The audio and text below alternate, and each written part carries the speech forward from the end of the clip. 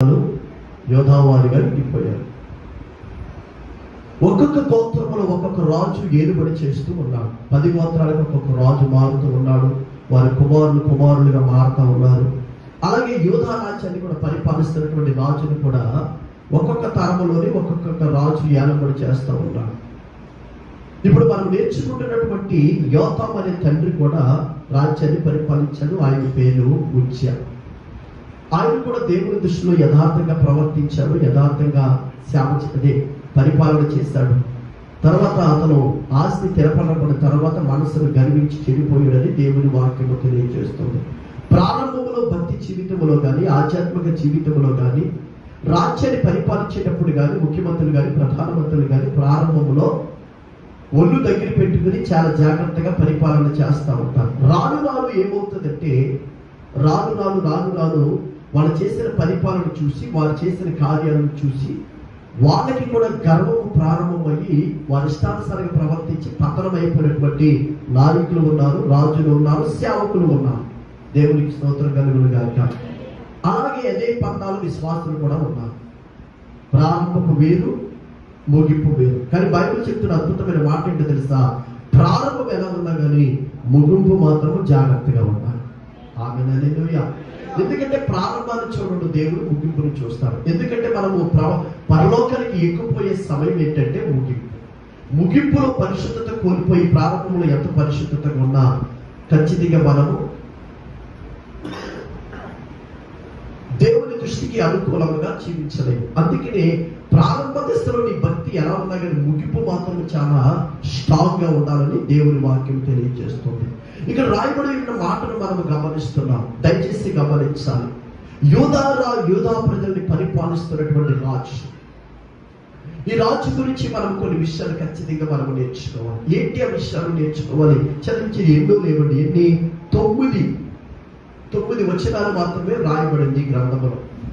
ఏలింది మాత్రము 14 సంవత్సరాలు పరిపాలన చేశాడు. కానీ ఈ రాజు గురించి ఎన్ని విషయాలు మాట్లాడారంటే కేవలము 9 వచనాలు మాత్రమే రాయబడి ఉన్నది. ఈ 9 వచనాల్లో కూడా అద్భుతమైన మాటలు మనకు కనబడుతున్నాయి. 3వ వచనములో ఎలా రాయబడింది జాగ్రత్తగా గమనించాలి. 3వ వచనములు ఎలా 2వ వచనములు ఎలా రాయబడి ఉంది? యెహోవా మందిరమును ప్రవేశించుట తప్ప అతడు తన తండ్రి ఉజ్జియా యొక్క శరీరం ప్రకారం యెహోవా దృష్టికి యథార్థముగా ప్రవర్తించును. అతని కాలంలో జనుడు మరింత దుర్మార్గముగా ప్రవర్తించుతుంది. ఇలా చూడాలి, బాగా గమనించాలి. ఒక్కొక్క మాట చెప్పి నేను వాక్యంలోకి వెళ్తాను. 2వ వచనములో ఏం రాయబడిందంటే, 2వ వచనములో వాళ్ళ నాన్నగారు ఎలా పరిపాలించాడో, ఎలా యథార్థంగా జీవించాడో అలాగే జీవించడానికి అతనికి దేవుడు కృప చూపాడు.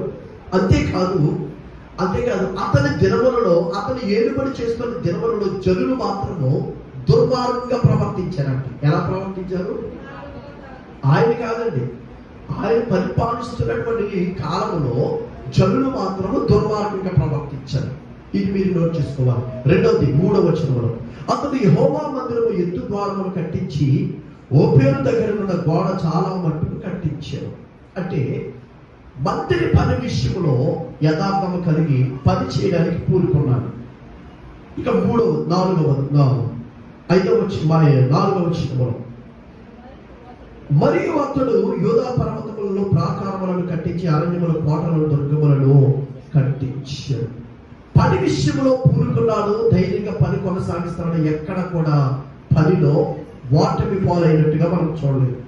తర్వాత 5 అతను అమోనీయుల రాజుతో యుద్ధము చేసి జయించాడు కనుక అమోనీయులు ఆ సంవత్సరం అతనికి 200 మనుగులు వెండిని 10,000 కొలల గోధుమలను 10,000 కొలల ఎనుములను ఇచ్చి ఈ ప్రకారం అమోనీయులు మరు సంవత్సరము 3వ సంవత్సరం అతనికి చెల్లించింది. అమోనీయులతో యుద్ధము చేశాడు, యుద్ధములో జయశీలిగా నిలబడ్డాడు. ఆ రోజు మొదలుకొని ప్రతి సంవత్సరము కూడా ఆ దేశానికి బాధిస్తులుగా లేక ఇచ్చేవారుగా ఉన్నారు. తర్వాత 6వదిగా ఈలాగున యోతాము తన దేవుడైన యెహోవా దృష్టికి యథార్థంగా ప్రవర్తించి బలపరచబడెను. యోతాము దేవుడి దృష్టికి యథార్థంగా జీవించాడు. అంతేకాదు తన వ్యక్తిగత జీవితాన్ని కూడా బలపరుచుకున్నాడు. ఇక 7 యోతాము చేసిన ఇతర కార్యముల గురించి, అతను చేసిన యుద్ధముల గురించి, అతని చర్యల గురించి ఇశ్రాయేలు యోధారాజుల గ్రంథములో వ్రాయబడినది. మంచి సాక్ష్యము కలిగి ఉన్నాడు. బాగా మంచి సాక్ష్యము కలిగి ఉన్నాడు. 8, అతను యావన ఆరంభించినప్పుడు 25 ఏళ్ల వాడు యెరూషలేములో 14 సంవత్సరములు ఏలెను. అతడు 14 సంవత్సరములు అతడు పరిపాలించాడు. ఎలాగా? ఈ 14 సంవత్సరాలు కూడా 16 ఈ 16 కూడా యథార్థంగానే పరిపాలించాలని బైబిల్ చెప్తుంది. ఆ తర్వాత చివరి మాట 9, యోతాము తమ పితరులతో కూడా నిద్రించి అతను దావీదు పట్టణమునందు పాతి పెట్టబడిన అతని కుమారుని ఆ జాతునికి బదులుగా రాజాయి. ఈ చివరి మాట మీరు ఇలా చూడండి, నా వైపు చూడండి దయచేసి. బైబిల్లో ఎవరైతే నమ్మకముగా యథార్థంగా ప్రవర్తించారో వాళ్ళ సమాధులు మాత్రమే పితరుల సమాధుల దగ్గర చేర్చబడ్డాయి. బైబిల్ ఎక్కడ చదువుకోండి, రాజుల చరిత్రలు. ఒకవేళ అలా ప్రవర్తించకపోతే వాళ్ళ సమాధులు వేరుగా పెట్టారు. పరిశుద్ధులతో కలిసి వారి సమాధులు పెట్టలేదు. అంటే చనిపోయిన తర్వాత కూడా డివైడింగ్ జరిగింది. వాళ్ళ పితరుల సమాధుల దగ్గర చేర్చబడ్డాడు. అంటే తన మరణము కూడా, అంటే ప్రారంభం ఎలా ఉందో ముగింపు కూడా దేవునికి స్తోత్రం కలుగును గాక. చెప్పాలి చేతులెత్తి హల్లెలూయా, హల్లెలూయా. అందుకనే బైబిల్ చెప్తున్న అద్భుతమైన మాట ఏంటో తెలుసా? భూస్థాపన క్రమముగా సక్రమముగా జరగలేదంటే 3వ నెల 6వ నెల అభాషణ జరుగుతాయి కదా, ఆ పడిపోయిన పిండము కంటే మేలంట. అందుకని క్రైస్తవులకి సమాధి కార్యక్రమం చాలా పరిశుద్ధమైనది. హల్లెలూయా. అదే చివరి గడి. అందుకని యోతాము జీవితంలో 9 వచనాల్లో కూడా అతని గురించి మంచే తప్ప చెడు ఎక్కడ వ్రాయబడలేదు. ఈరోజు యోతాము గురించి మనం నేర్చుకోవడానికి ప్రభు సహాయం చేయునుగాక. ఆమేన్, హల్లెలూయా. యోతాము అనండి. ఎవరైనా పెట్టుకున్నారు ఈ పేరు? ఈసారి తప్పనిసరిగా పెడదాం అనుకుంటున్నాను. చెప్పండి. యోతాము. నా యొక్క పేరు మార్చుకోలేదు, నా పేరు నాకు పెట్టడానికి కూడా ఎవరైనా చేయలేదు. దేవునికి స్తోత్రం కలుగును గాక. చెప్పాలి చేతులెత్తి హల్లెలూయా, హల్లెలూయా. దేవుని నామానికి మహిమ కలుగును గాక. చెప్పాలి చేతులెత్తి హల్లెలూయా. చూసారా అద్భుతమైనటువంటి పేరు. ఒక వ్యక్తి ఇస్తాడు. ఇంతవరకు మనము అన్న అంటున్నాం, అతనికని పెద్దోడు అన్న అంటున్నారు, అతనికని చిన్నోడు అన్న అంటున్నారు, ముసలోడు అన్న అంటున్నారు. 70 సంవత్సరాలు వచ్చిన ఆమె కూడా అన్న అంటుంది. కూతురు అయ్యేవాడు అన్న, కొడుకు అయ్యేవాడు అన్న, అందరూ అన్న అంటున్నారు. దేవునికి స్తోత్రం కలుగును గాక. హల్లెలూయా. చెప్పాలి చేతులెత్తి హల్లెలూయా. యోతాము అనే పేరు చాలా అద్భుతమైన పేరు. అందుకని దయచేసి దేవుడు సేవకుడిని చెప్తున్నాడు, దేవుడు మీకు ఇచ్చిన పిల్లల విషయంలో పేరు పెట్టించేటప్పుడు దయచేసి తప్పనిసరిగా దైవజనుని యొక్క సముఖములో మీ పిల్లలకు పేరు పెట్టించుకోవాలని ప్రభు పేరట నేను మీకు తెలియజేస్తున్నాను. అర్థం లేని పేరు పెట్టి వారి జీవితాలను అర్థం లేకుండా చేసిన వాళ్ళు చాలా మంది ఉన్నారు. ప్రతి పేరుకు కూడా బైబిల్లో దాని యొక్క అర్థం ఉంది. అందుకనే హైందువులు చాలా మంది వాళ్ళ పేరు పెట్టుకోవాలంటే వాళ్ళ రాశి ఫలాలు కానీ, వారి పుట్టిన గడియలు కానీ, వారు ఏ పాదములో పుట్టారో అవన్నీ కూడా పట్టుకెళ్ళి ఒక సిద్ధాంతికి ఇస్తే ఆ సిద్ధాంతి చెప్తాడు అనమాట, ఇదిగో పలానా అక్షరం మీద నీ పేరు పెట్టాలి, ఫలానా నామకరణ చెయ్యాలని సిద్ధాంతి చేత పెట్టించుకుంటారు. అందుకని వాళ్ళ పేర్లు ఎంత ఉంటాయి తెలుసా?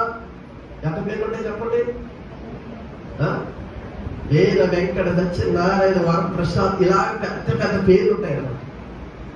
అందుకని ఎందుకు అలా పేరు పెట్టించుకుంటారు తెలుసా? ఒక్కొక్క గడియ ఒక్కొక్క పేరు పెట్టి ఆ పేరులో మళ్ళీ వాళ్ళ పితరుల పేరు కలిసేలాగా ఒక అక్షరము కలిసేలా పెడతారన్నమాట. అందుకని వాళ్ళ పేరు చాలా ఉంటాయి. నిసి అంటే 2 అక్షరాలు. ఆ పెట్టమంటే ఏం పెడతారో తెలుసా? నిసి కావాలన్నారు అనుకోండి, నిసి పెడతారు. కానీ నిసి ముందు నిసి వెనకాల కొన్ని తోట తగ్గించిన తర్వాత పెడతారన్నమాట. అందుకని పేరు పెట్టించేటప్పుడు ఖచ్చితంగా దైవ సేవకుని సముఖంలో మీ పేరు పెట్టించుకోవాలని ప్రభు పేరట తెలియజేస్తున్నాను. పేరుకు చాలా ప్రాముఖ్యత ఉంది. బైబిల్లోనే ఉంది, లోక సంబంధమైన శాస్త్రంలో కూడా పేరుకు చాలా ప్రాముఖ్యత ఉంది. అందుకని పేర్లు పెట్టుకునేటప్పుడు చాలా ప్రాముఖ్యత కలిగి పేరు పెట్టుకోవాలని ప్రముఖ పేరు తెలియజేస్తున్నాను. ఈ వచనంలో మనము 3 పేర్లు కనపడుతున్నాయి. ఎన్ని పేర్లు కనపడుతున్నాయి? ఈ వచనంలో 3 పేర్లు కనపడుతున్నాయి. 1 యోతాము, 2 సాదోకు, 3 యెరూషా. చెప్పండి. 1 యోతాము, 2 సాదోకు, 3 యెరూషా. యెరూషా, సాదోకు స్త్రీలు పేరు, యోతాము పురుషుడి పేరు. అర్థమవుతుందండి? ఇక్కడ 3 పేర్లు, ఈ వచనంలో 3 పేర్లు ఉన్నాయి. ఈరోజు కనీసం ఒక పేరు గురించి నేర్చుకోవాలి. దేవునికి స్తోత్రం కలుగును గాక. హల్లెలూయా. దయచేసి బాగా గమనించాలి. ఇది మనకు అవసరం అంటే ఖచ్చితంగా దేవుడి సేవకుడిగా చెప్తున్నాడు, మనకు అవసరమే. ఎందుకంటే మన పూర్వీకులు భయంకరమైన పేరు పెట్టుకున్నారు. ఒక ఆవిడకి పెంటమ్మ. ఏ పేరు? పెంటమ్మ. ఆ పేరు చెప్పేటప్పుడు కూడా మనవరాలు సిగ్గుపడుతున్నారు. బాబా ఆ పేరు పెంటమ్మ అని రాసేటప్పుడు ఆ మనవరాలకు సిగ్గేస్తారు. కొంతమంది పేరు మస్సేనమ్మ. ఏంటది? ఏ పేరు? మస్సేనమ్మ. కొన్ని పేర్లు వెరైటీగా ఉంటాయి, పూర్వీకుల పేర్లు. ఇప్పుడు టెక్నాలజీ పెరిగింది కనుక పేర్లు అందరూ కూడా చాలా మంది పేర్లు మనం తెలుగులో చెప్తాం కానీ ఇంగ్లీష్ లోనే ఉంటున్నాయి. కాబట్టి టెక్నాలజీ కొరకు కాదు, కానీ వాక్య ప్రకారంగా దేవుని పిల్లలుగా పిలువబడుతున్న మన పేర్లు మనకు తగినటువంటి హోదాగా ఉండాలి. దేవునికి స్తోత్రం కలుగును గాక. చెప్పాలి. చేతులైతే హల్లెలూయా. చెప్పండి. ఇప్పుడు మొదటి పేరు గురించి మనం నేర్చుకున్న పేరు ఏంటంటే యోతాము. అనండి. యోతాము.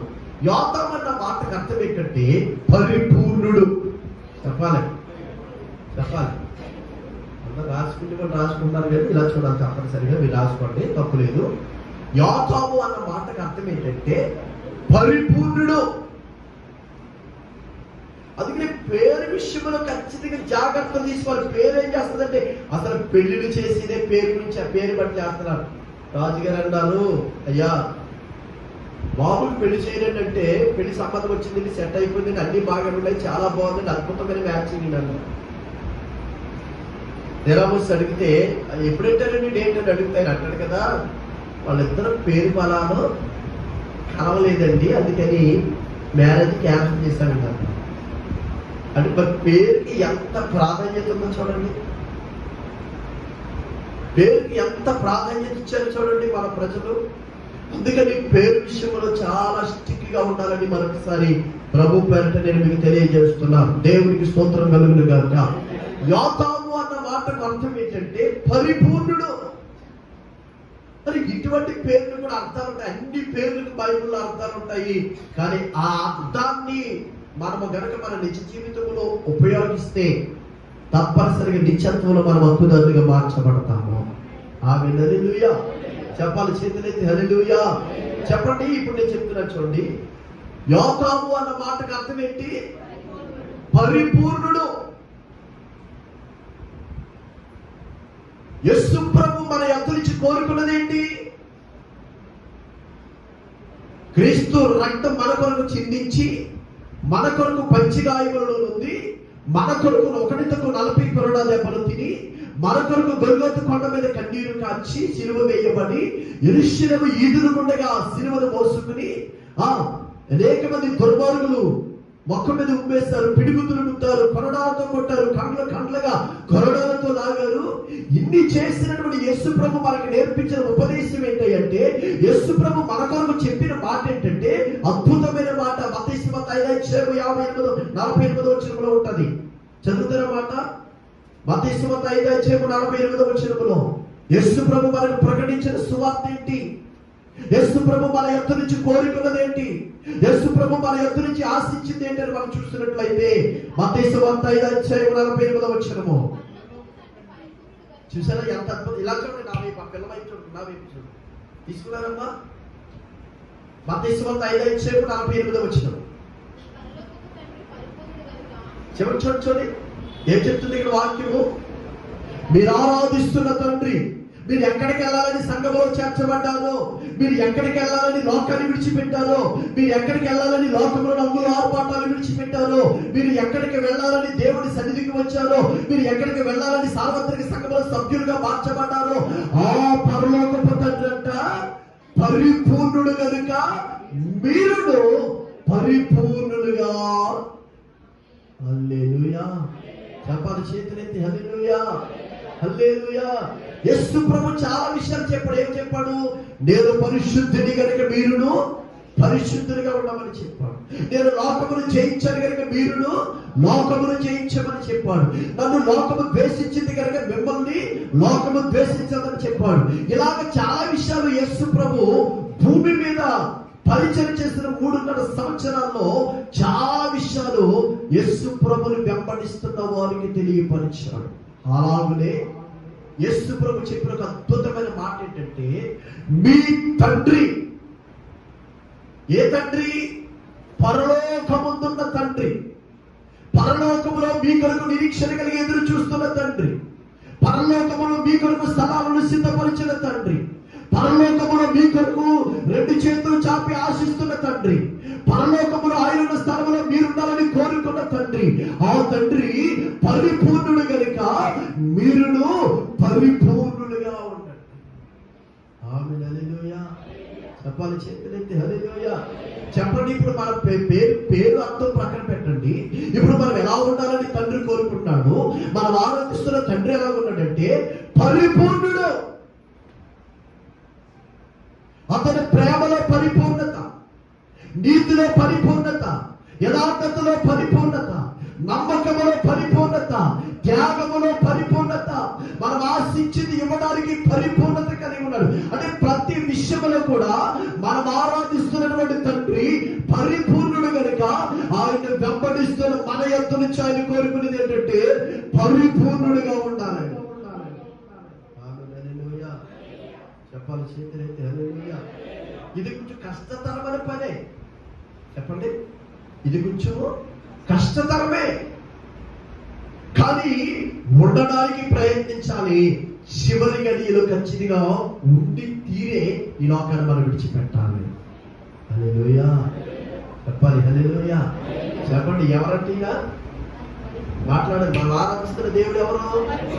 పరిపూర్ణుడు. అంటే ఏ విషయంలో కూడా కొరత లేని వ్యక్తి. నాలో పాపం ఉన్నదని మీలో ఎవరైనా రుజువుపరచగలరా? మనం లోకంలో జీవిస్తున్నామో కనుక కొన్ని లోపాలు మనలో ఉంటాయి, కాదట్లేదు. కానీ బైబిల్ చెప్తున్న అద్భుతమైన మాట ఏంటో తెలుసా? నీ ప్రారంభం అంటే ముగింపు విషయంలో నువ్వు ఎలా మారిపోవాలో తెలుసా?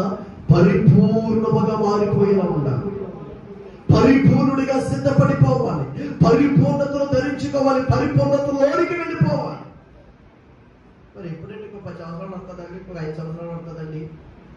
బైబిల్ చెప్తుంది రేపేమి జరుగుతుందో మనకి తెలియదు. అందుకని దయచేసి యోతాము అన్న మాటకి అర్థం ఏంటంటే పరిపూర్ణుడు. చెప్పండి. అందుకని మన తండ్రి వాళ్ళు ఏం కోరుకుంటున్నాడు?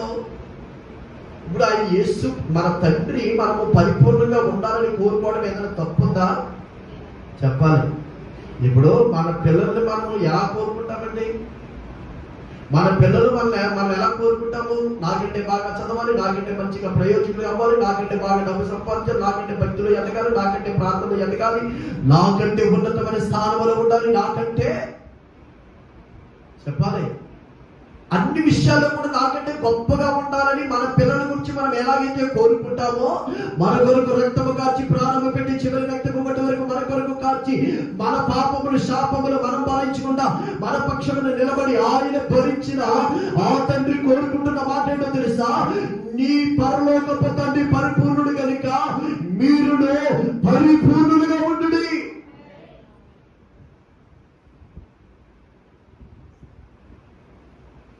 పరిపూర్ణంగా ఉండడానికి ప్రయత్నము చేయాలి.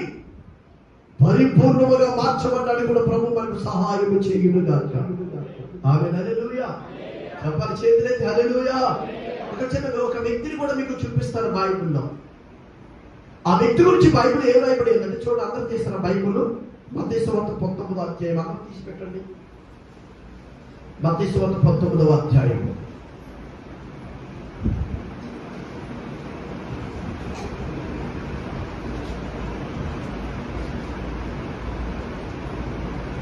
ఇక్కడ ఒక సన్నివేశం మనకు కనబడుతుంది.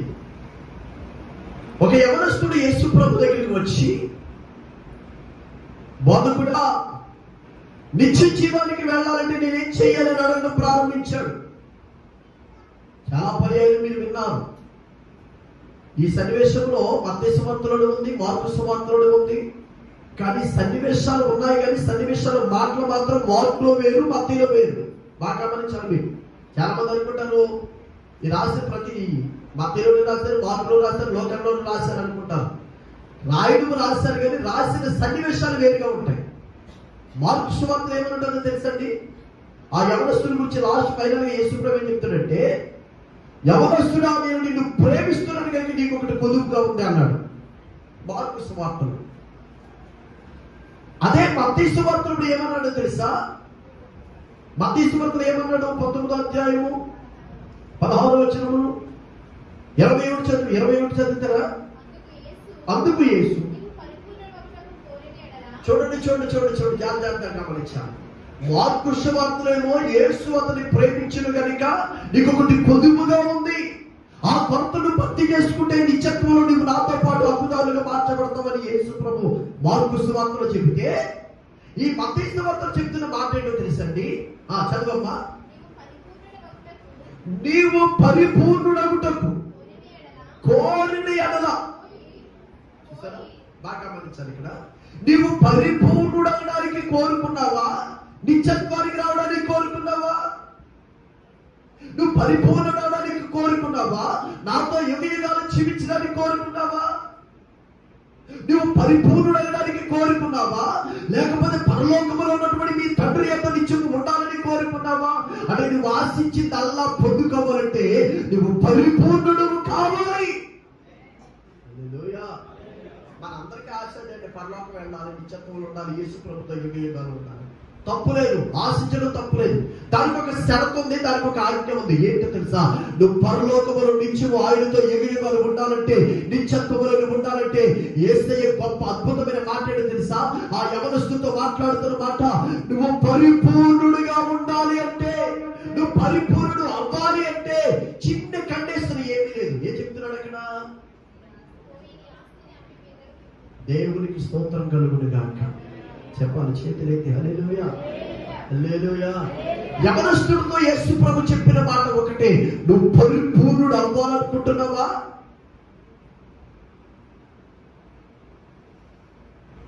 ఎందుకంటే మీ పరలోకపు తండ్రి పరిపూర్ణుడు. నీవు కూడా పరిపూర్ణుడిగా ఉండాలని ఆయన ఆశిస్తున్నాడు. ఒకవేళ నీవు కూడా అదే పందాలు, నేను కూడా పరిపూర్ణుడిగా అవ్వాలని నువ్వు ఆశిస్తే కనుక ఖచ్చితంగా నీ ఆస్తిని అన్ని పేదలకు ఇచ్చి నువ్వు నన్ను వెంబడించన్నాడు. దేవుడికి స్తోత్రం కలుగును గాక. హల్లెలూయా. చెప్పాలి, చేతులైతే హల్లెలూయా. ఈరోజు మాట చెప్పడానికి ఇష్టపడుతున్నాను. పరిపూర్ణతకి ఆమేన్. యవనస్తుడికి తన ఆస్తి అడ్డుగా ఉంది, తన డబ్బు అడ్డుగా ఉంది, తను సంపాదించుకున్న ఆస్తి అడ్డుగా ఉంది. అందుకని ఆ అడ్డును తొలగించుకుంటే నువ్వు పరిపూర్ణుడిగా మార్చబడతామని యేసయ్య యవనస్తుడితో చెప్పాడు. నేను ఒక మాట చెప్పడానికి ఇష్టపడుతున్నాను. యేసు ప్రభు మన డబ్బు లేకుండా చేయడానికి ఇష్టపడతలేదు. కానీ ఒక మాట ఏంటంటే, నువ్వు పరిపూర్ణుడు కావడానికి నీకు ఏదైతే ఆటంకంగా ఉందో, ఏదైతే నేను అభ్యంతర పెడుతుందో, ఏదైతే నిన్ను పరిపూర్ణతలోనికి రాకుండా చేస్తుందో, ఏదైతే నేను పరిపూర్ణుడు కాకుండా అభ్యంతర పెడుతుందో, దాన్ని గనక వదిలించుకుంటే నీవు కూడా పరిపూర్ణుడిగా మార్చబడతావా? ఆమేన్, హల్లెలూయా. నీ ఆస్తి అమ్మేయక్కర్లేదు. ఆ యవనస్తుడికి ఆస్తి అడ్డు గనుక అన్ని పేదలకు ఇచ్చి నువ్వు నన్ను వెంబడించున్నాడు. నేను ఒక మాట చెప్పడానికి ఇష్టపడుతున్నాను. ఎలా చూడండి వైపు ఒక మాట. ఒక రాజు గారు ఒక టౌన్కి వేయించారు. టౌన్ అంటే మీకు తెలుసు కదా, ఒక అనౌన్స్మెంట్. ఏంటి అనౌన్స్మెంట్ అంటే, నా దగ్గర బంగారం ఉంది, నా దగ్గర వెండి ఉంది, నా దగ్గర రాగి ఉంది, నా దగ్గర ఇనుము ఉంది, నా దగ్గర వజ్రాలు ఉన్నాయి. అన్ని ఇలా పెడుతున్నారు, అన్ని ఇలా పెడుతున్నారు. ఇదిగో ఈ రామారావుపేట కాదు, కొత్తపేట కాదు, రావులపాలెమే కాదు, ఆత్రేయపురమే కాదు, ఈ 4 మండలాల్లో ఎవరున్నా సరే వచ్చి మీకు నచ్చిన ఆస్తిని పట్టుకెళ్ళొచ్చో చెప్పాడంట. ఎవరో చెప్పాలి, రాజు గారు. ఇప్పుడు రామారావుపేటలో ఉద్రిగడ పెట్టి మొదలెట్టారు. ఇక్కడ దీపావళి సామాన్లకి ఎలాగైతే కారు కట్టంటే కార్లు వచ్చేసాయో, అలా ఇప్పుడు 4 మండలాల నుంచి కూడా అనేక మంది ప్రజలు వచ్చారు. ఎవరికి నచ్చింది వాళ్ళు పట్టుకెళ్ళిపోతారు. డబ్బు పట్టుకెళ్ళేవాడు డబ్బు పట్టుకెళ్తున్నాడు, బంగారం పట్టుకెళ్ళేవాడు బంగారం పట్టుకెళ్ళాడు, వెండి పట్టుకెళ్ళాడు వెండి పట్టుకెళ్ళేవాడు. ఎవరికి నచ్చింది వాడు పట్టుకెళ్ళిపోమని చెప్పాడు రాజుగారు. ఒకవేళ తీసేస్తారనుకో, ఒక 100 మంది అట్టుకొచ్చి పట్టిపోరనుకో, మొత్తం వస్తుందనుకో, మళ్ళీ లోపలి జట్టుకొచ్చి వీడంతా చేసేస్తున్నారు, లోపలి జట్టుకొచ్చి బంగారం అంతా చేసేస్తున్నారు. మొత్తం అన్ని ఎవరికి నచ్చింది వాళ్ళు పట్టుకెళ్ళిపోయారు. అందులో ఒకడు అలా నిలబడిపోయినాడు. ఏమి రాదు, ఏం పట్టుకెళ్ళడం లేదని రాజు అడిగాడు. ఏం పట్టుకెళ్ళడం లేదండి, నీకేం వద్దా అని అడిగాడు. దేవుడికి స్తోత్రం కలుగును గాక. చెప్పాలి హల్లెలూయా, హల్లెలూయా. వాడు అన్నాడంట, అన్ని అందరూ పట్టిపోయారయ్యా. లేదండి, ఇంకా కూడా వస్తుంది. ఏది కావాలి చెప్పు, ఏది కావాలి, ఇంకా రాసులు ఉన్నాయి అక్కడ, ఏది కావాలి పట్టుకెళ్ళంటే ఆడొచ్చి గబగబ గబగబ వచ్చి ఆ రాజుని కౌగులించుకుని నువ్వు నాకు కావాలన్నాడంట. ఏమన్నాడంట చెప్పాలి, నువ్వు నాకు కావాలన్నాడంట. అరే డబ్బంతా వెళ్ళిపోతుంది, డబ్బులంతా ఇచ్చేస్తారు, నేనంతా నీకెందుకునంటే ఆడన్నాడంట, దేవుడికి స్తోత్రం కలుగును గాక. చెప్పాలి చేతులైతే హల్లెలూయా, హల్లెలూయా. వాడు అన్నాడంట, అయ్యా వీళ్ళు పట్టుకెళ్ళిన ధనం ఇయ్యాకప్పుడు రేపైనా అయిపోద్ది, వీళ్ళు పట్టుకెళ్ళిన డబ్బంతా ఇయ్యాకప్పుడు రేపైనా అయిపోద్ది, కానీ నీవే నా కూడా వచ్చి నీవే నాతో ఉంటే, రాజు తనతో ఉంటే ఏం కొలువండి, రోడ్లు నడిపోతాయి. చెప్పాలి, రోడ్లు నడిపోతాయి, బంగ్లాలు అయిపోతాయి. ఇప్పుడు ఎవరు జగన్మోహన్ రెడ్డి గారు గెలిచిన తర్వాత తాడేపల్లి షిఫ్టింగ్ అయ్యి బిల్డింగ్ కట్టాడు. అది ఏ బిల్డింగ్ మీకు అందరికీ తెలిసి, ఇంకా దేవుడి స్తోత్రం కలుగును గాక. చెప్పాలి హల్లెలూయా. ఇప్పుడు మళ్ళా ఈ షిఫ్టింగ్ అయ్యి వైజాగ్ వెళ్తున్నాడు. వైజాగ్ లో కొన్ని వందల కాదు 1000 కోట్లతో బిల్డింగ్ కడతారు ఆయన. ఎవరికే చెప్పాలి, 1000 కోట్లతో బిల్డింగ్ కడుతున్నారు. ఫ్లవర్స్ ఉంటాయి కదా, ఈ ఫ్లవర్స్ కు 150 కోట్లు అంట. ఫర్నిచర్కి 500 కోట్లు అంట. అంటే ఇప్పుడు ఆయన ఎక్కడ బిల్డింగ్ కడితే అక్కడికి ఏమవుతాయంట, రోడ్లు వెళ్ళిపోతాయి. చెప్పాలి అదంతా ఏమైపోతుంది, ఇంకా అదంతా డెవలప్ అయిపోద్ది ఆ ఏరియా అంతా. ఎందుకంటే ఈ కోసమైతే చేసేస్తారు, ఇంకా రోడ్లు వేస్తారు, ఏం చేస్తారు. ప్రధానమంత్రిగా రామారావుపేట కాంప్రమైజ్ ఎలా ఉంటుంది చెప్పాలి. నరేంద్ర మోడీ గారు రామారావుపేట అంతా ఇక్కడే నేను ఇచ్చిన స్థానంలో ఇక్కడే నేను కాపాడుకుంటానంటే ఎలా ఉంటుంది వ్యవహారము. మాకు ఈ బైపాస్ పడితేనే వాళ్ళు ఎలా అంటారు, బాబు ఈ రోడ్లు పడిపోతే మీకు చాలా బాగుంటుంది అంటున్నారు. మరి ప్రధానమంత్రి గారు ఇక్కడికి వస్తే చెప్పాలి, కొత్తపేటకి రైల్వే స్టేషన్ వస్తుంది, కొత్తపేటకి ఎయిర్పోర్ట్ వస్తుంది. చెప్పండి, అయ్యయ్యా అనవసరంగా అప్పుడైతే కొడుకున్నప్పుడే మాలు సీట్లు అనుకుంటారు మీరు అందరూ. దేవుడికి స్తోత్రం కలుగును గాక.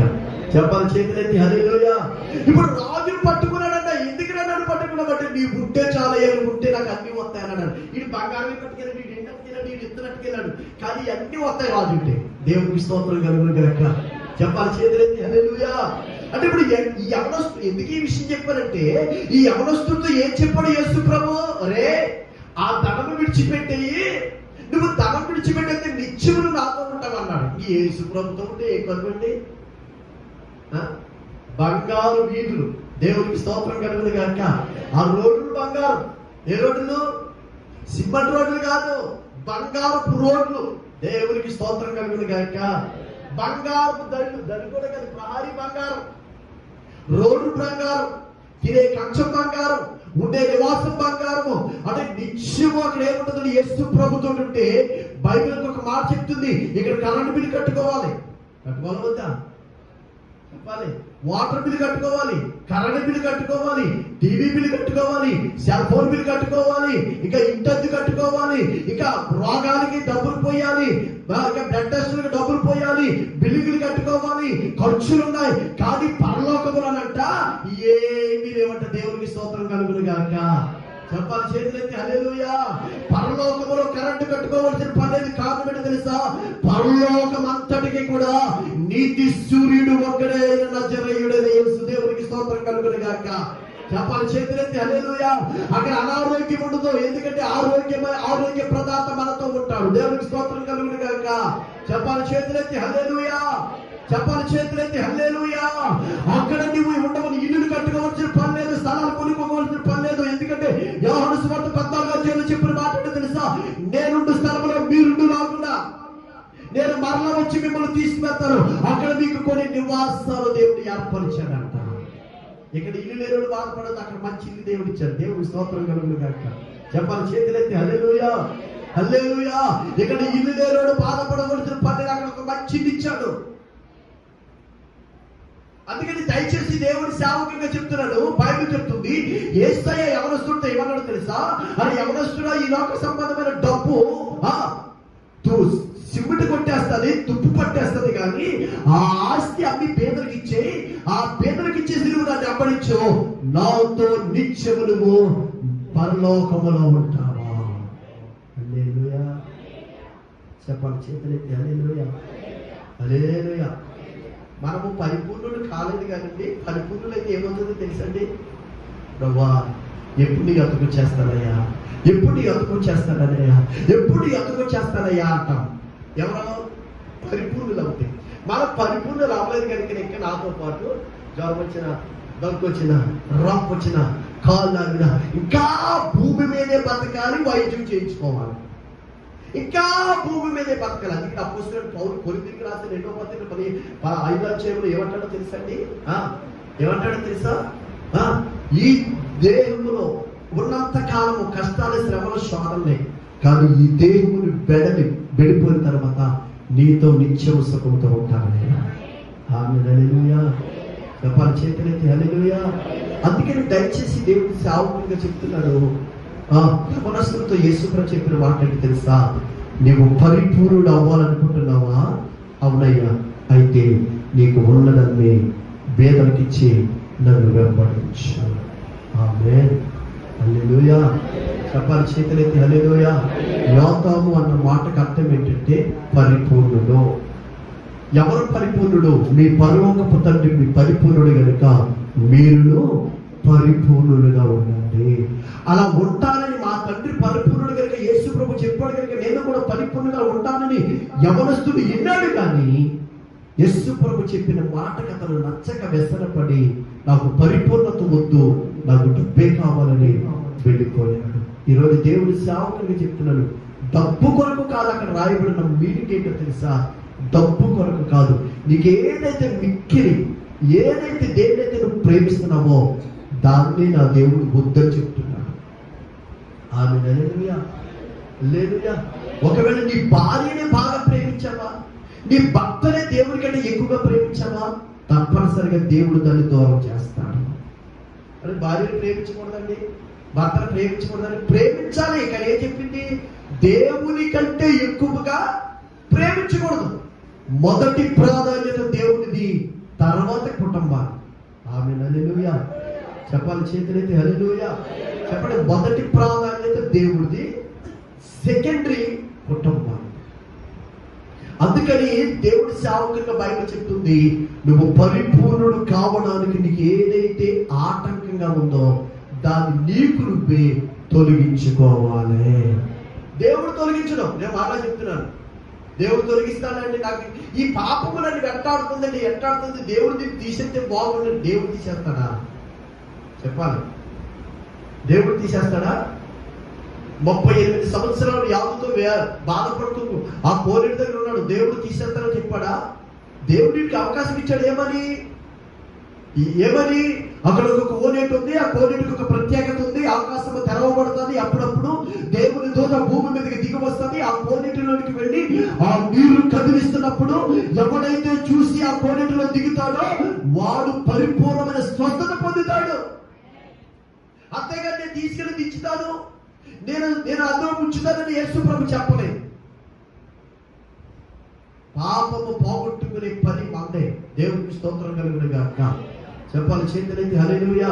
అందుకని మన పరిపూర్ణుడు కావడానికి ఏదైతే మనకు ఆటంకం ఉందో దాన్ని తొలగించుకోవడానికి ప్రభు మనకు సహాయం చేయనుగాక. చెప్పాలి చేతులైతే హల్లెలూయా. ఆదికాండం 22:2 ఒకసారి చదువుదాము. ఆదికాండం 22:2.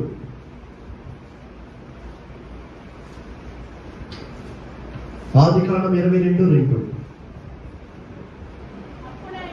అప్పుడు ఆయన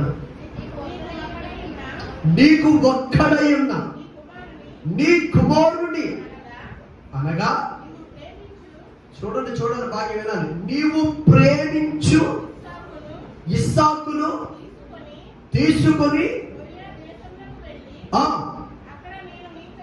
అక్కడ నీతో చెప్పబడిన స్థలములో నా కొరకు అతనిని బలి ఇమ్మని చెప్పాడు. దేవుడికి స్తోత్రం. చాలా మ్యాటర్ ఉంటుంది. ఇలా చూడమై దేవుడికి స్తోత్రం కలుగును కనుక చెప్పాలి చేతులెత్తి హల్లెలూయా. ముగింపుగా హల్లెలూయా. చెప్పాలి చేతులెత్తి హల్లెలూయా. ఇక్కడ నేను ఇందాకే చెప్పాను, ఆ యవనస్తుడికి నిత్యత్వము కంటే, పరిపూర్ణత కంటే, దేవునితో ఉండడం కంటే, దేవునితో ఉండాలని ఆశించి భక్తులు చేయడు, దేవునితో ఉండాలనే సంఘంలో చేర్చబడ్డాడు, దేవునితో ఉండాలనే ప్రార్థనకు వచ్చేవాడు, దేవునితో ఉండాలనే బాప్టిజం తీసుకున్నాడు.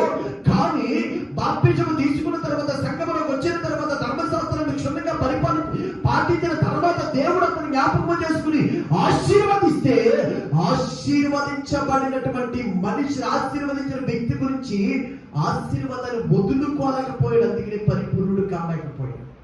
ధనం మీద అతని వ్యామోహం పెరిగిపోయింది, డబ్బు మీద అతనికి ఆశ పెరిగిపోయింది, ధనాన్ని విడిచిపెట్టలేకపోయాడు. అందుకనే యేసు ప్రభు చెప్పిన మాట ఏంటో తెలుసా? నాకంటే దేనినైనా నువ్వు ఎక్కువగా ప్రేమిస్తే నువ్వు నాకు పాత్రుడు కాదు అని చెప్పాడు. అంతేకాదు, నాకంటే నువ్వు దేనినైనా ఎక్కువగా ప్రేమిస్తే దాన్ని నేను తీసివేస్తాను. అబ్రహాముకు లేక పుట్టాడు. ఎవరు చెప్పాలి? అబ్రహాముకి లేక పుట్టాడంటే ఎన్ని సంవత్సరాలకి? 99 సంవత్సరాలకి. అంటే ఇంకొక సంవత్సరం అయితే 100 సంవత్సరాలు పూర్తవుతాయి. అంటే ముసలవాడైపోయాడు. శారాము 89 సంవత్సరాలు వచ్చేసింది. శారా గర్భము మృతతుల్యం అయిపోయింది. స్త్రీకి జరగవలసినటువంటి ధర్మము నిలిచిపోయింది. ఇక పిల్లలు పుట్టే అవకాశము లేదు. ఇక ఎట్టి పరిస్థితుల్లో పిల్లలు పుడతారన్న స్వాయస్సు లేదు. కానీ వాళ్ళకి ఒక వాగ్దానం ఉంది. దేవుడు మాట ఇచ్చాడు. ఆ మాట కొరకు నిరీక్షణ కలిగి ఎదురు చూస్తుండగా 99 సంవత్సరాలు అయిన తర్వాత నిర్ణయ కాలమున దేవుడు శారాను జ్ఞాపకము చేసుకున్నాడు. హల్లెలూయా. దేవుడు మాట ఇచ్చాడు కనుక మాట తప్పడానికి నరుడు కాదు కనుక దేవుడు 99 సంవత్సరాలకి నిర్ణయ కాలం వచ్చింది. శారా గర్భాన్ని తెరిచాడు. దేవుడు మహాకృపను బట్టి మగబిడ్డ పుట్టాడు. ఎలా ఉంటుంది చెప్పండి? ఇద్దరు ఆడపిల్లలు పుట్టినోడికి ఇంకో మగపిల్లడు ఉంటేనే పండగ. ముందు ఆడపిల్ల అంటే తర్వాత మగపిల్లడు పుట్టాడని మొత్తం డ్రింక్ తెచ్చేసి పెద్ద పెద్ద కాయలు చిన్నరాజు హాస్పిటల్ అంతా పోసేస్తున్నాడు ఆయన. ఎందుకని? మొత్తం పిల్లలే కాదు, ముందు ఆడపిల్ల పుట్టి తర్వాత మగపిల్లడు పుట్టాడు. ఇప్పుడు అసలు పిల్లలు లేకుండా మగపిల్లడు పుడితే ఎంత పండగ? ఇప్పుడు అబ్రహాముకి మగపిల్లడు పుట్టాడట. దేవుడికి స్తోత్రం కలుగును గాక. చెప్పాలి చేతులైతే హల్లెలూయా. మగపిల్లోడు పుట్టగానే ఇప్పుడు అబ్రహాము చేసే పని ఏంటంటే, ఎంత భక్తి పరుడు, ఎంత ప్రార్థన పరుడు అబ్రహాము, ఎంత విశ్వాసం కలిగిన వాడండి. విశ్వాసులకు తండ్రి అని చెప్పాడు కదా, ప్రార్థన పరుడు కదా, దేవుడి మాట విని ఊరిని విడిచిపెట్టాడు కదా, దేవుడి మాటను విడి బంధువులు విడిచిపెట్టాడు కదా, దేవుడి మాటను విడిచి వ్యాపారం విడిచిపెట్టాడు కదా, దేవుడి మాట విడిచి సమస్తాన్ని విడిచిపెట్టాడు కదా, దేవుడు ఎక్కడికి వెళ్ళబట్టి అక్కడికి వెళ్ళడం ప్రారంభించాడు కదా. అటువంటి గొప్ప ప్రార్థన పరుడు. ఎక్కడికి వెళ్తే అక్కడ బలిపెట్టాలు కట్టాడు కదా, ఎక్కడికి వెళ్తే అక్కడికి ఎవరిని ఆశ్రయించి వాళ్ళు ఆశ్రయించబడ్డారు కదా. ఎంతో అద్భుతాలు పొందుకున్నటువంటి ప్రార్థన పరుడైనటువంటి భక్తి పరుడైనటువంటి అబ్రహాము అంట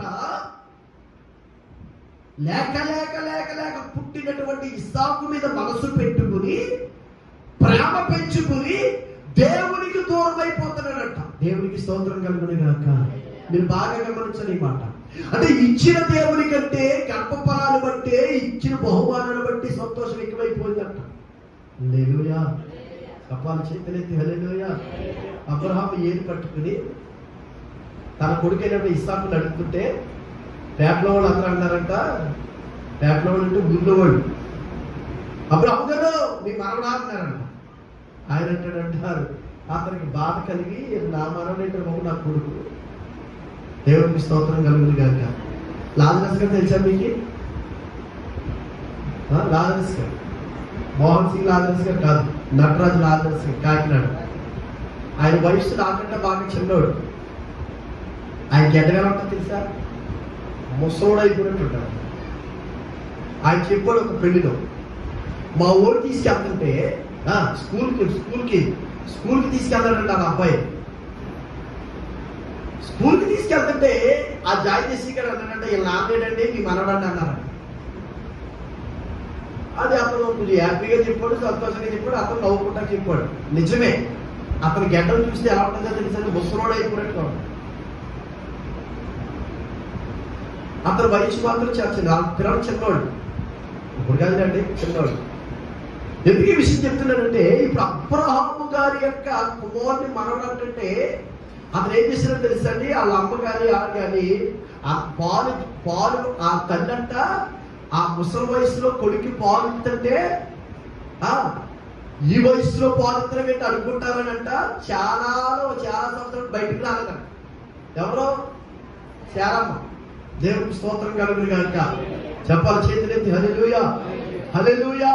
ఎందుకు ఈ విషయం చెప్తున్నానంటే, అంత లేక లేక లేక లేక లేక లేక లేక లేక కొడుకు పుడితే ఇప్పుడు కొడుకు మీద ప్రేమ ఎక్కువైపోయిందంట. అబ్రహాముకి ప్రేమ ఎక్కువైపోయిందంట. అంటే నేను అనుకుంటున్నాను, తన ప్రార్థన సమయం కూడా కొడుకుతో గడుపుతున్నాడేమో. తన మందిరానికి వెళ్ళవలసిన సమయం కూడా కొడుకుతో గడుపుతున్నాడేమో. 50 రాలేదు, ఇంకా టైం అయిపోయింది. టైం 8 గంటలు ప్రారంభమైంది, 9 గంటలకు వచ్చామంటే ఇదిగోండి మా ఓడు ఉన్నాడు కదండి. దేవుడికి స్తోత్రం కలుగును గాక.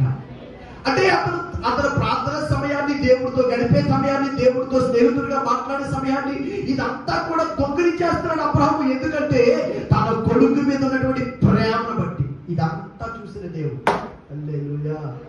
చెప్పాలి చేతులకి హల్లెలూయా. చెప్పాలి హల్లెలూయా హల్లెలూయా. చెప్పండి, ఇదంతా చూసిన దేవుడు ఏం చేశాడో తెలుసండి. అమ్మో, అబ్రహాముని ఇలాగే విడిచిపెడితే మొత్తం మీద నా యొద్ద నుంచి డివైడ్ అయిపోయి కొడుకు ప్రేమ ఎక్కువైపోతుంది అని చెప్పి అబ్రహాముతో దేవుడు మాట్లాడడం ప్రారంభించాడు. అబ్రహామా, నీవు ప్రేమించిన నీకొక్కగానొక కుమారుడైన ఇస్సాకుని తీసుకొని మోరియా పర్వతానికి వచ్చి నా ప్రభు బలి అర్పించు. అరే, అది డబ్బు వదులుకోమంటే వదులుకోలేదు. అది యవనస్తుడు ధనం వదులుకోమంటేనే వదులుకోలేదు. ఎందుకంటే ఆ ధనమే దేవునికి తనకి దూరం చేస్తుంది కనుక ధనం వదులుకోమని చెప్పాడు. ఇక్కడేమో దేవునికి అబ్రహాముకి ఉన్నటువంటి ప్రేమ కుమారుడి మీద ఎక్కువ చూపిస్తున్నాడు కనుక అబ్రహాముతో ఏమన్నాడంటే, నీ కుమారుడిని తీసుకొచ్చి బలిచ్చి అన్నాడు. అంటే బలిచ్చేది ఏమవుతుంది? మళ్ళా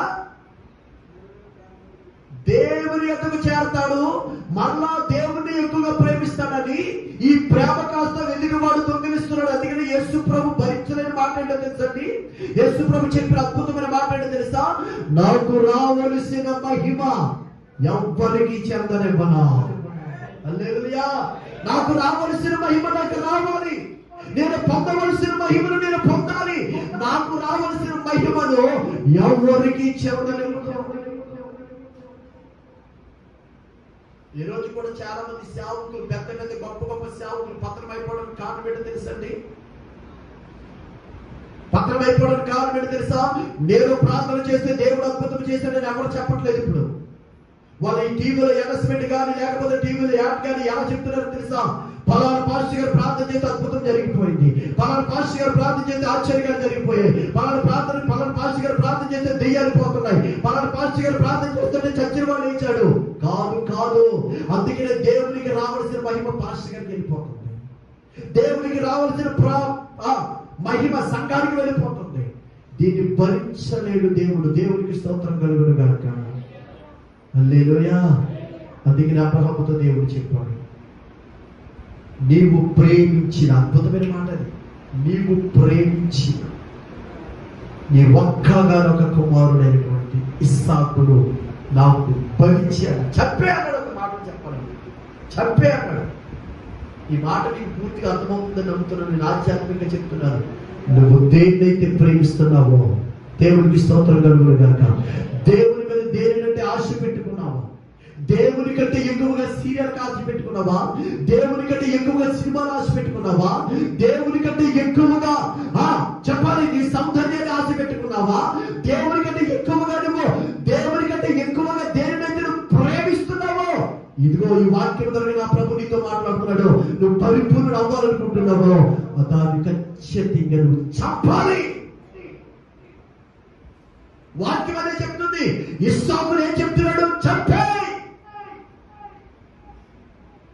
నాకు నీకు ఎడమగా చేస్తున్నటువంటి ఇస్సాకుని, నాకు నీకు దూరం చేస్తున్న ఇస్సాకుని, నా ప్రేమకు నీ ప్రేమ ఇస్సాకు ప్రేమకు దూరం అవుతుంది కనుక ఇస్సాకుని ఏం చేయాలి తెలుసా? పాటలో మాట చెప్పారంటే చంపే.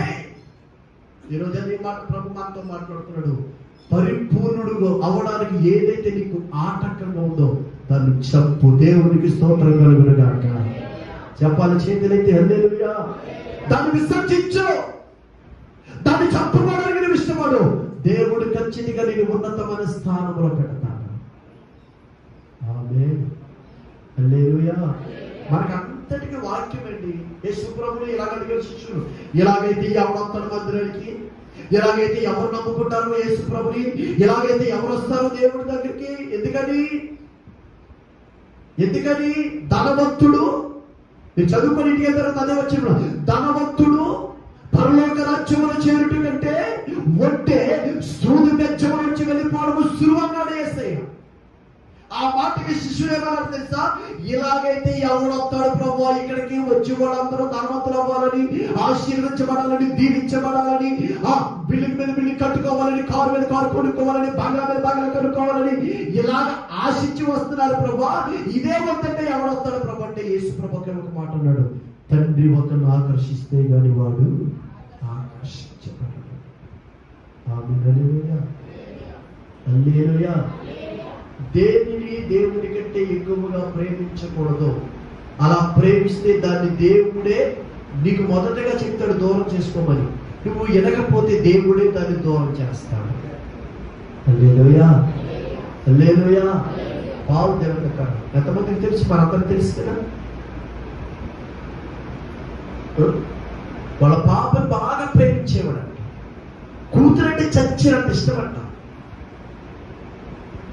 నేను అనుకుంటున్నాను కొన్ని పర్యాయాలు నేను అనుకునేది అంటే నేను ఊహించుకుని అనుకుంటున్నాను. ఏమనుకుంటానో తెలుసండి, అది ఆ వాస్తవం కాదు, దేవుడు తెలుసు, మనకు తెలియదు.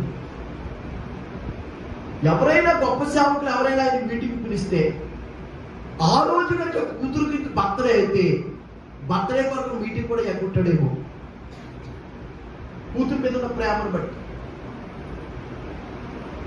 ఎవరైనా మంచి పాస్టర్ గారు పిలిచారంటే ఒక వేలాది మందికి వాక్యం చెప్పడానికి, సువార్త ప్రకటించడానికి, ఆ రోజే వాళ్ళ పాపని స్కూల్లో జాయిన్ చేసి ఇవ్వడేమో. ఆ స్కూల్లో జాయిన్ చేయడం వల్ల మీటింగ్కి వెళ్లకుండా మానేసి ఇవ్వడేమో. ఇప్పుడు దేవుడు అనుకున్నాడు, నా పని కంటే నాకంటే నేను ఇచ్చిన కూతురు మీద ఎక్కువ ప్రేమ పెంచుకున్నాడని. యాక్సిడెంట్లు అందరూ బాగా ఉన్నారు, కూతురు చచ్చిపోయాడు. ఏం జరిగిందో తెలుసండి, కూతురు చనిపోయిన తర్వాత సేవ మానేశాడు, బయటికి రావడం మానేశాడు. ఆయన ఒక్కరోజు మీటింగ్లోకి వచ్చి వాక్యం చెప్తేనే కొన్ని 100 మంది రక్షించబడతారు. అటువంటి వ్యక్తి కాస్త కొన్ని నెలలో వాక్యం చెప్పకుండా సువార్త ప్రకటించకుండా గదిలోకి వెళ్ళిపోయి చీకటి గదిలో తాను తలుపులు వేసుకుని ఒంటరిగా ఉండిపోయాడు. ఎన్ని ఆత్మలు పోయింటో చూడండి, ఎన్ని ఆత్మలు నరకానికి పోయింటాయి ఆయన బయటికి రాకపోతే. ఇప్పుడు నేను వాక్యం చెప్తే ఎవరు మారకపోవచ్చు, రక్షణ మనం పొందకపోవచ్చు, కానీ ఆయన వాక్యం చెప్తే దేవుడికి స్తోత్రం కలుగును గాక. చెప్పాలి చేతులైతే ముగించేస్తున్నాను. హల్లెలూయా. మీ టైం అయిపోయింది, మిత్రము కొంచెం భోజనం చేసి తినే టైం లేదు. దేవుడికి స్తోత్రం కలుగును గాక. చెప్పాలి హల్లెలూయా. చెప్పాలి హల్లెలూయా. హల్లెలూయా. అటువంటి ఆయన కూతుర్ని ప్రేమిస్తున్నాడని దేవుడు ఏం చేస్తాడు తెలుసా? కూతురు లేకుండా, భూమి మీద కూతురు లేకుండా చంపేశాడు. దేవుడికి స్తోత్రం కలుగును గాక. కూతురు ఏ పాపం చేయలేదు, మరి కూతురు ఏమి చంపాడు? తన పరిచయకు అడ్డుగా ఉందని కూతురు చంపేసి ఎక్కడ తీసుకెళ్ళినప్పుడు తెలుసా? తన కుడి పార్శ్వమున కూర్చోబెట్టుకున్నాడు. దేవునికి స్తోత్రం కలుగునుగాక. చెప్పాలి చేతులెత్తి హల్లెలూయా, హల్లెలూయా. ఇప్పుడు అబ్రాహాము కూడా తన కుమారుడిని ప్రేమిస్తున్నాడని ఇప్పుడు దేవుడు చేసిన పని ఏంటో తెలుసా? నీకొక్కగానొక కుమారుడు, నువ్వు ప్రేమించిన కుమారుడు మరియా పర్వతం తీసుకొచ్చి నాకు పరిచయం. ఎందుకు మాట అన్నాడు? నాకంటే నీ కొడుకు ఎక్కువైపోయాడు, నాకంటే నీ కొడుకుని ఎక్కువ ప్రేమిస్తున్నావు, నాకంటే నీ కొడుకుతో ఎక్కువ సమయం గడుపుతున్నావు, నాకంటే నీ కొడుకుతోనే ఎక్కువగా ఉంటున్నావు అని ఆ అడ్డును తొలగించి మరలా తనని దగ్గరికి చేర్చుకోవాలని పర్వతం మీదకి తీసుకొచ్చి బలి. దేవుడి నామానికి మహిమ. హల్లెలూయా. నేనైతే మనం మీరు ఇచ్చేస్తారా? మీరు ఇచ్చేస్తారా? నేనేమో మీరు ఇచ్చేస్తారా? మీరు కూడా ఇవ్వరు, నేను ఇవ్వను. దేవుడికి స్తోత్రం కలుగును గాక. హల్లెలూయా. అందుకే మాతో దేవుడు చెప్పాడు, ఆయన ఇవ్వడానికి మనసు ఉంది, ఇవ్వడానికి విశ్వాసం ఉంది, ఇవ్వడానికి మనసు ఉంది. మన శారం ఉంటుందని శారం చెప్పడం లేదు. ఇవ్వడానికి మనసు దగ్గరికి తీసుకెళ్లి బలి ఇవ్వడానికి ఇష్టపడ్డాడు. కానీ తన విశ్వాసమును చూసి నా కొడుకు నువ్వు ఏదైనా చెయ్యగలవన్నటువంటి ఆ విశ్వాసాన్ని చూసి తన కొడుకుని చెప్పకుండా దేవుని ఆపాడు. హల్లెలూయా. చెప్పాలి చేతులెత్తి హల్లెలూయా, హల్లెలూయా. చెప్పాలి హల్లెలూయా. ఇది ఇస్సాకుకి అబ్రాహాముకి దేవుడికి మధ్యన జరిగిన సంభాషణ మీరు అనుకుంటున్నారు, కానీ మన మనోనేత్రాలు వెలిగించడానికి దీన్ని ఇలా సిద్ధపరిచాడు దేవుడు మన కొరకే. అందుకని దయచేసి ప్రియమైన దేవుని సంగమా, దేవుని కంటే దేనిని నువ్వు ఎక్కువ ప్రేమించొద్దు. ఉద్యోగాన్ని ప్రేమిస్తున్నావా, చదువుని ప్రేమిస్తున్నావా, నువ్వు దేన్నైతే ప్రేమిస్తున్నావో దాన్ని దూరం చేస్తావు. దేవుడు జాగ్రత్త. నా మాట కాదు, బైబిల్ వాక్యమే. ప్రప్రథముగా మొదటి స్థానం నువ్వు దేవుడికి చేయి. ఆ తర్వాత నువ్వు దేవుడు ఏమడుగుతావు అడుగు. ఆకాశము తెరవబడుతుందంట. పట్ట జాలనంత దీవెనతో నా దేవుడు నిన్ను నింపుతాడు. పట్ట జాలనంత ఆశీర్వాదం దేవుడు నీకు ఇస్తాడు. నీ పిల్లల విషయంలో దేవుడు కృప చూపుతాడు, నీ కుటుంబ విషయంలో దేవుడు చూపుతాడు, నీ ఆరోగ్య విషయంలో దేవుడు కృప చూపుతాడు, నీ బిజినెస్ విషయంలో, నీ వ్యాపార విషయంలో, నీ ఉద్యోగ విషయంలో దేవుడు కృప చూపుతాడు. మొదటి ప్రాధాన్యత. చాలా మంది అనుకుంటారు ప్రథమ ఫలము అంటే మొదటి జీతమేమో, మొదటి వ్యాపారమేమో అయ్యే అనుకుంటారు చాలా మంది. అయ్యి ఉన్నాయి బైబిల్లో. దాంతో పాటు ఏమంటారు? ప్రథమం అనగా మొదటిది, మొదటి స్థానము నీ జీవితంలో నువ్వు ఆరాధిస్తున్న నీ కొరకు రక్తము కార్చిన యేసయ్యకే ఇచ్చుదువుగాక. హల్లెలూయా. అప్పుడు నువ్వేమవుతావంటే బైబిల్ చెప్తుంది, మీ పరలోకపు తండ్రి పరిపూర్ణుడు కనుక నీవులో పరిపూర్ణుడుగా మార్చబడతావు. మోకరించుదామా ప్రభు సన్నిధిలో? మోకరించుదామా? ఇక 2 మాటలు ఉన్నాయి, 2 మాటలు అర్థాలు కూడా ఉన్నాయి. మోకరించుదామా దయచేసి. ఈ పరిపూర్ణతలో నువ్వు నేర్చుకున్న విషయం ఒకటే, దేవుడికి నిన్ను ఏదైతే దూరం చేస్తుందో దాన్ని ప్రక్కన పెడితే రేపైనా వస్తుంది. దాన్ని చంపడానికి ఇష్టపడు. వద్దనుకో, విసర్జించు, కాదనుకో. నిత్యత్వాన్ని కోల్పోవద్దు. పరిపూర్ణుడైతే పరిపూర్ణుడైన తండ్రితో నువ్వు యుగ యుగాలు ఉంటావు. ఒకసారి మోకరించి నోరు తెరిచి, ప్రభువా అవునయ్యా, నేను కూడా నీకులాగే పరిపూర్ణుడు కావాలని ఆశపడుతున్నానయ్యా. నువ్వు పరిశుద్ధుడు కనుక నేను కూడా పరిశుద్ధతగా ఉండాలని ఆశపడుతున్నానయ్యా. నువ్వు లోకాన్ని జయించావు కనుక నేను కూడా లోకాన్ని జయించాలని ఆశపడుతున్నానయ్యా. ఇదిగో లోకస్తులు నన్ను వెలివేస్తారు, నిన్ను కూడా వెలివేస్తారని వాక్యము తెలియజేశామయ్యా. నేను అలా ఉన్నాను.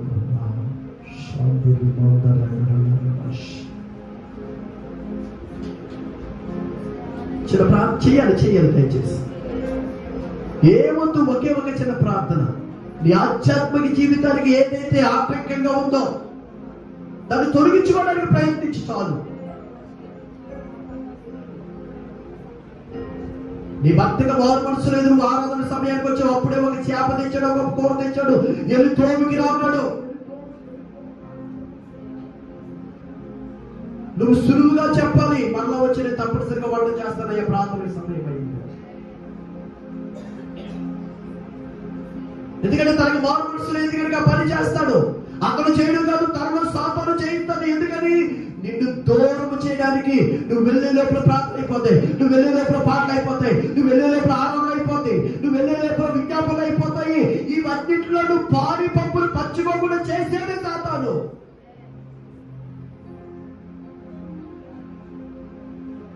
లోక సంబంధమైన పల్లికి వెళ్ళినప్పుడు సాతాను ఆటంకపరచదు. నువ్వు కాలేజీకి వెళ్ళినప్పుడు, ఇంటర్వ్యూకి వెళ్ళినప్పుడు, స్కూల్కి వెళ్ళినప్పుడు ఎప్పుడు సాతానే అభ్యంతరపరచదు. సమయానికి ముందే వెళ్ళిపోతావు నువ్వు. కానీ దేవునితో సహవాసము చేయడానికే ఏదో ఒక అభ్యంతరం పెట్టాలి. కానీ దాన్ని నువ్వు తొలగించుకోవాలి.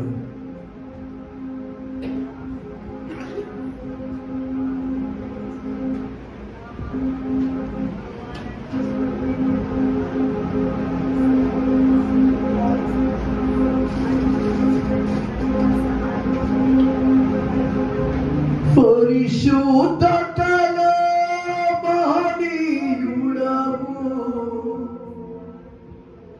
నీ వంటి దేవుడు జగమున లేడు.